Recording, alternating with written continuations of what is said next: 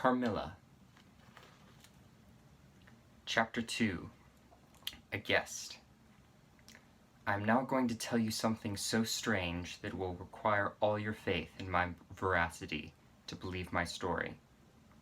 It is not only true, nevertheless, but truth of which I have been an eyewitness.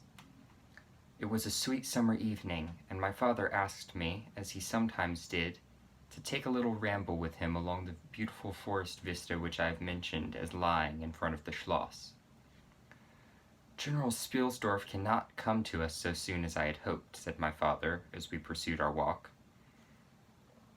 He was to have paid us a visit of some weeks, and we had expected his arrival next day.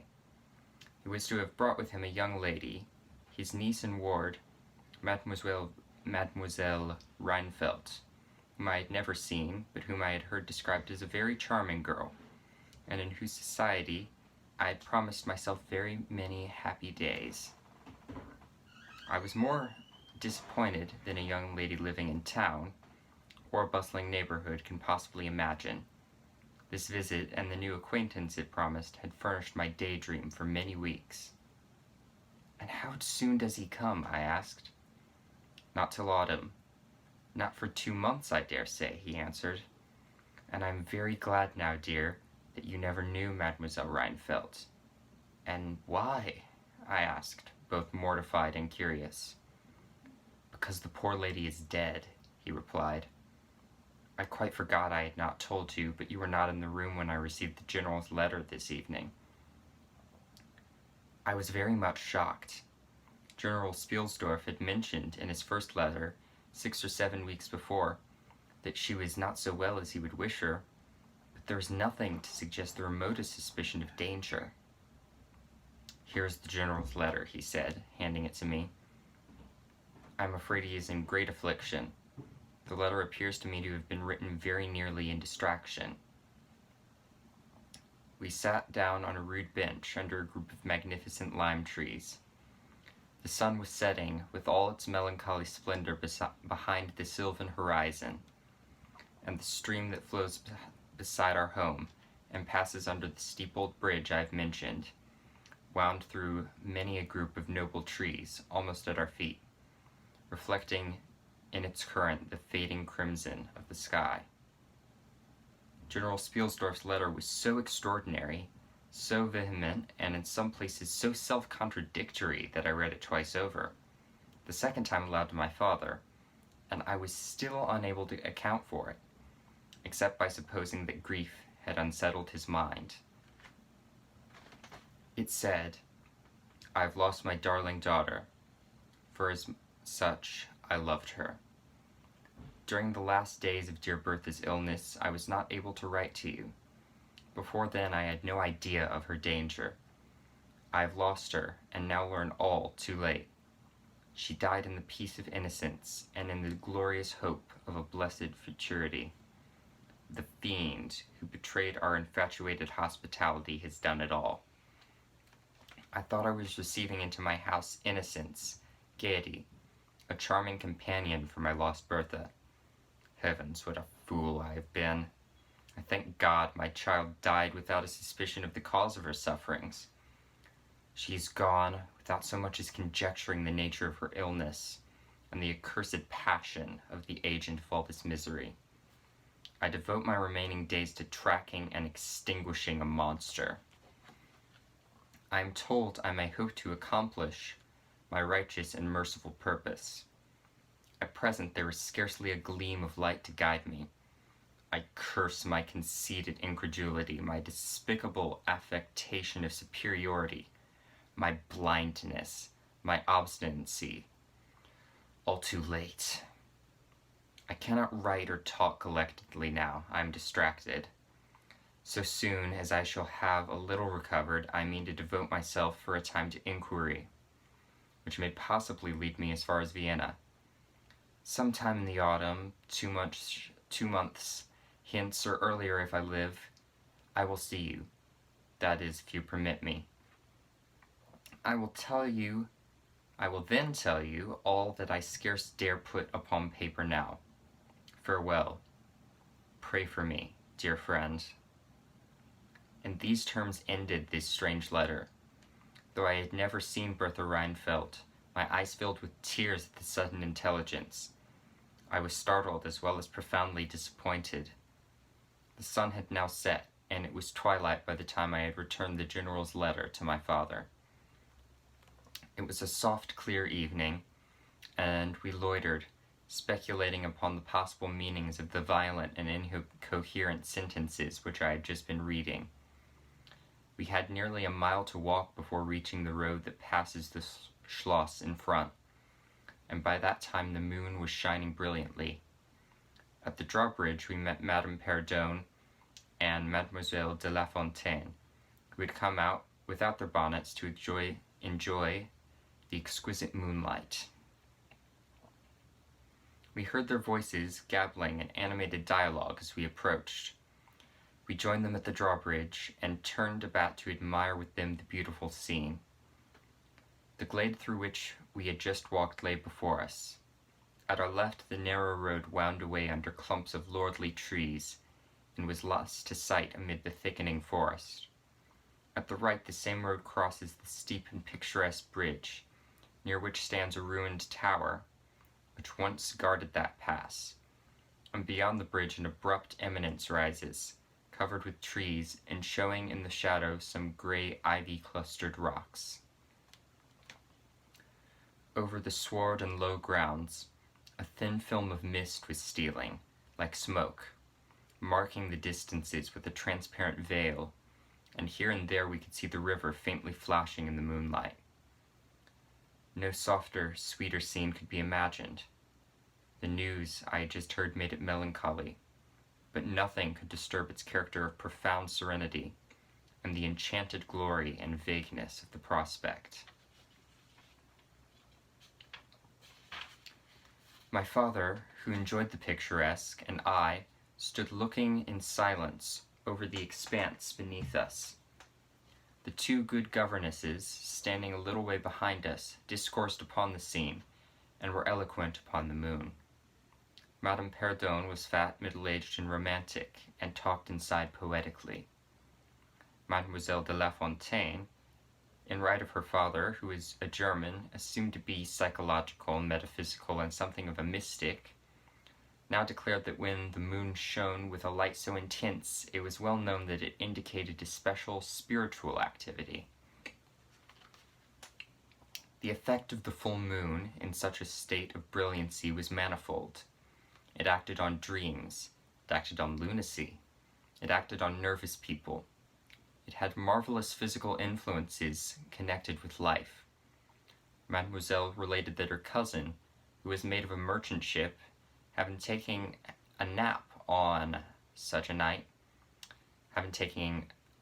deck on such a night, lying on his back with his face full in the light of the moon, had wakened after a dream of an old woman clawing him by the cheek, with his features horribly drawn to one side, and his countenance had never quite recovered its equilibrium.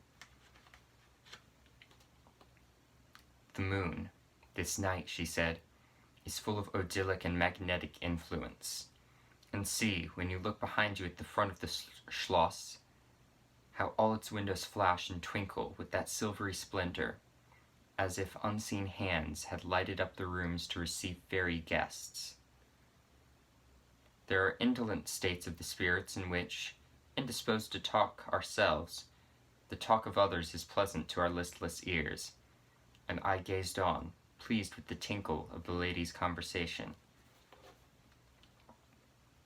"I have got into one of my moping moods tonight," said my father, after a silence, and quoting Shakespeare, whom, by way of keeping up our English, he used to read aloud, he said, "In truth, I know not why I am so sad. It wearies me. You say it wearies you. But how I got it, came by it. I forget the rest. But I feel as if some great misfortune were hanging over us. I suppose the poor General's afflicted letter has had something to do with it." At this moment the unwonted sound of carriage wheels and many hoofs upon the road arrested our attention. They seemed to be approaching from the high ground overlooking the bridge, and very soon the equipage emerged from that point. 2 horsemen first crossed the bridge, then came a carriage drawn by 4 horses, and 2 men rode behind. It seemed to be a traveling carriage of a person of rank, and we were all immediately absorbed in watching that very unusual spectacle. It became, in a few moments, greatly more interesting, for just as the carriage had passed the summit of the steep bridge, one of the leaders, taking fright, communicated his panic to the rest, and after a plunge or two the whole team broke into a wild gallop together, and dashing between the horsemen who rode in front, came thundering along the road toward us with the speed of a hurricane. The excitement of the scene was made more painful by the clear, long-drawn screams of a female voice from the carriage window. We all advanced in curiosity and horror, my father in silence, the rest with various ejaculations of terror. Our suspense did not last long. Just before you reach the castle drawbridge, on the route they were coming, there stands by the roadside a magnificent lime tree. On the other stands an ancient stone cross, at the sight of which the horses, now going at a pace that was perfectly frightful, swerved so as to bring the wheel over the projecting roots of the tree. I knew it was coming. I covered my eyes, unable to see it out, and turned my head away. At the same time I heard a cry from my lady friends, who had gone on a little. Curiosity opened my eyes, and I saw a scene of utter confusion. 2 of the horses were on the ground, and the carriage lay upon its side, with 2 wheels in the air. The men were busy removing the traces, and a lady with a commanding air and figure had got out, and stood with clasped hands, raising the handkerchief that was in them every now and then to her eyes. Through the carriage door was now lifted a young lady, who appeared to be lifeless. My dear old father was already beside the elder lady, with his hat in his hands, evidently tendering his aid and the resources of his Schloss. The lady did not appear to hear him, or to have eyes for anything but the slender girl who was being placed against the slope of the bank. I approached. The young lady was apparently stunned, but she was certainly not dead. My father, who piqued himself on being something of a physician, had just had his fingers to her wrist, and assured the lady, who declared herself her mother, that her pulse, though faint and irregular, was undoubtedly still distinguishable. The lady clasped her hands and looked upward, as if in a momentary transport of gratitude, but immediately she broke out again in that theatrical way which is, I believe, natural to some people. She is what is called a fine-looking woman for her time of life, and must have been handsome. She was tall but not thin, and dressed in black velvet, and looked rather pale, but with a proud and commanding countenance, though now agitated strangely. "Was ever being born to calamity?" I heard her say, with clasped hands as I came up. "Here I am, on a journey of life and death, and prosecuting which to lose an hour is possibly to lose all. My child will not have recovered sufficiently to resume her route for who can say how long. I must leave her. I cannot, dare not, delay. How far on, sir, can you tell is the nearest village? I must leave her there, and shall not see my darling, or even hear of her till my return 3 months hence." I plucked my father by the coat and whispered earnestly in his ear, "Oh, papa, pray ask her to let her stay with us. It would be so delightful, do, pray." "If Madame will entrust her child to the care of my daughter and of her good gouvernante, Madame Perdone, and permit her to remain as our guest under my charge until her return, it will confer a distinction and an obligation upon us, and we shall treat her with all the care and devotion which so sacred a trust deserves." "I cannot do that, sir. It would be to task your kindness and chivalry too cruelly," said the lady, distractedly. "It would, on the contrary, be to confer on us a very great kindness at the moment when we most need it. My daughter has just been disappointed by cruel misfortune, and a visit from which she had long anticipated a great deal of happiness. If you confide this young lady to our care, it would be her best consolation.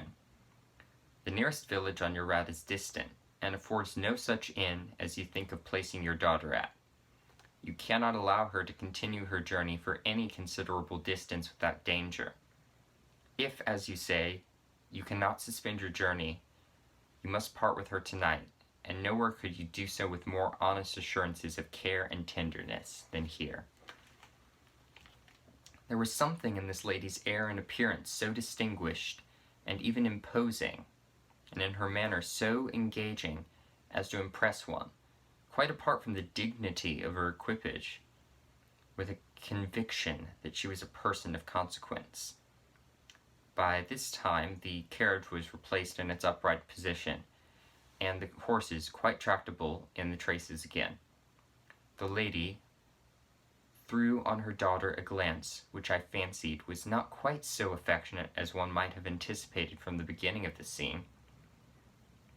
Then she beckoned slightly to my father, and withdrew 2 or 3 steps with him out of hearing, and talked to him with a fixed and stern countenance, not at all like the one with which she had hitherto spoken. I was filled with wonder that my father did not seem to perceive the change, and also unspeakably curious to learn what it could be that she was speaking, almost in his ear, with so much earnestness and rapidity. 2 or 3 minutes at most, I think, she remained thus employed. Then she returned, and a few steps brought her to where her daughter lay, supported by Madame Perdon. She kneeled beside her for a moment and whispered, as Madame supposed, a little benediction in her ear. Then hastily kissing her, she stepped into her carriage. The door was closed. The footmen in stately liveries jumped up behind. The outriders spurred on. The postilions cracked their whips.